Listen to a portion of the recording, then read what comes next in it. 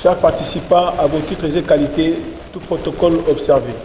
C'est avec un réel plaisir que je vous accueille à cet atelier d'évaluation du rapport sur la priorisation des chaînes de valeur vertes dans la stratégie nationale de mise en œuvre de la ZLECAf. Je voudrais juste rappeler ici que la RD Congo dispose à ce jour d'une stratégie nationale de mise en œuvre de la ZLECAf. Mais cette stratégie doit être renforcée par un axe qui est aussi important que les autres axes que nous connaissons de manière traditionnelle, à savoir l'économie verte. Ainsi, permettez-moi avant toute chose de remercier la Commission économique des Nations Unies pour l'Afrique, ici représentée par M. Adama.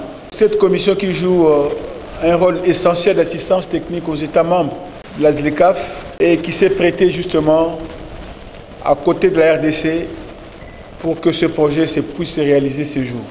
Mes remerciements s'adressent également aux consultants, le prof Soumata, qui n'a cessé depuis qu'il a pris ce travail en main, à activer pour que non seulement nous puissions nous arrêter là où nous étions, mais qui a continué à travailler en consultant les différentes parties prenantes pour que l'axe consacré à l'économie verte soit réellement intégré dans la stratégie nationale de la mise en œuvre de la ZLECAf.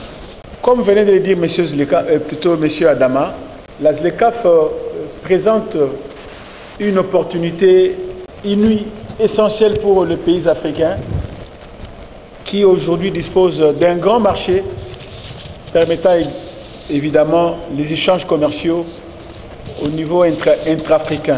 Tous nous nous rappelons qu'il y a quelques années, les échanges intra-africains représentaient à peine 15% au niveau continental. Donc il était faible. Et dans ces 15%, il y a des pays qui ne se sont engagés qu'à hauteur de 2 ou 3% dans le commerce avec les autres pays de la région. Et donc il était impérieux au regard des défis qui sont nôtres de pouvoir regarder les choses autrement et de nous engager pleinement dans cette nouvelle voie qui va nous conduire au développement de l'Afrique par le développement, par la promotion des échanges commerciaux entre pays africains, entre régions africaines. Et donc c'est une ambition assez costaud que nous devons adopter afin que l'Afrique soit un acteur de taille dans les échanges commerciaux au niveau mondial. Parce que jusqu'à ce jour, nous ne représentons à peine 2% dans la balance des échanges au niveau mondial. Et donc, à travers la promotion, dans un premier temps, des échanges au niveau africain, intra-africain, l'Afrique sûrement va prospérer et va se lancer dans la conquête des marchés, non seulement du marché africain, mais également d'autres marchés.